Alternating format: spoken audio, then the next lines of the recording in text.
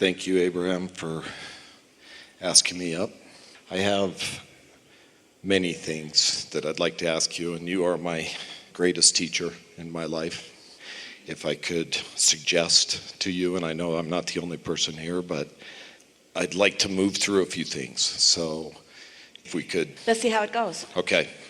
Vibrational vicinity. If I wanted to be in alignment with Source, pure, blissful alignment with Source, do I have to be in the vibrational vicinity to be able to achieve that? Yes. Okay. Because it will be the next logical step.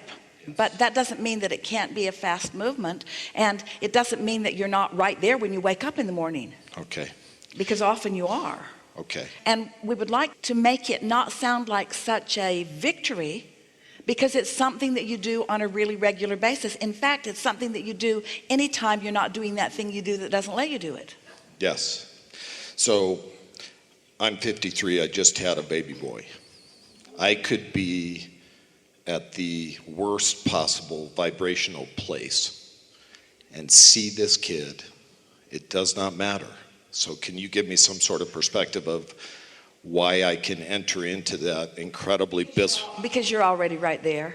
We don't think that it is a good idea to test how fast you can move up the emotional scale, because you can get whiplash. We're not kidding.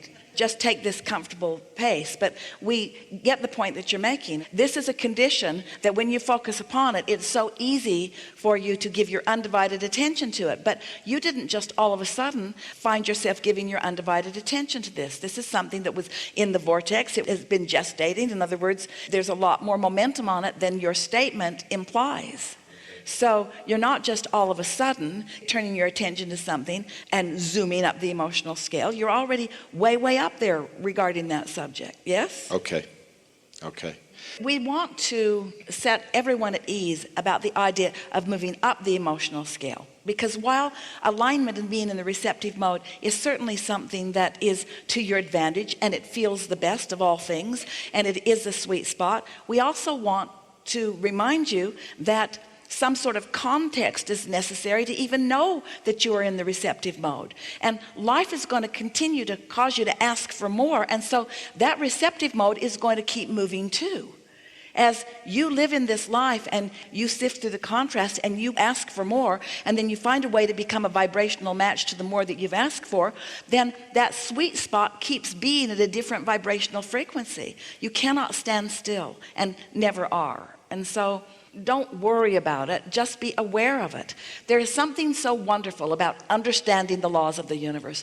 Do you realize what a good place you're in? You know about law of attraction, you know about your emotional guidance system, you know about alignment with your own inner being, you know what the receptive mode is, you know the value of contrast. In other words, you just can't go wrong knowing what you now know. Now, does that mean you're always going to be in the brink of pure positive emotion? Maybe not. Maybe, as you said, some things can happen that will keep you from it. But the relationship with this vibration that is now known by you will never go away. You always own it. Someone said to us one day, sat in the hot seat and was complaining about having lost his fortune. And he was 60-something years old and couldn't imagine how he was going to start over again, and was thinking back about how hard he had worked and all the breaks that he'd had along the way, and now it was gone, and whatever was he going to do? And we said to him, it doesn't matter what manifestations have withered. What matters is the vibrational prowess that you have mastered, that you have accomplished, that you've accumulated. What matters is where your inner being stands in the vortex. And what matters is your awareness of your relationship with it. And what matters is your understanding of the laws of the universe. And what matters is your ability to understand what your emotion is telling you. So it doesn't matter ever how far you think you are from some condition that you want. You are only moments away from connection once you know about connection, which means you're only moments away from the energy that creates worlds flowing through you, which is the only thing that any of you ever want. You want the energy flowing through you, not because of what it can accomplish, but because of how it feels when the energy flows through you. You want the clarity of creation, not the object of creation. You want the fun of the journey, not the end of the journey. You Yes. see? Yes. Yeah. Can you tell me why a little baby that's close to source in time, which really doesn't exist, but in the context of this world it does, why does that baby have such an impact on adults in a way that, like you said, when you can't contain and you just First start of all, crying? it doesn't have an impact on all adults, just those that are in the vibrational vicinity. Some aren't ready to get on the horse. And a baby's just someone that might cry on an airplane. Okay. And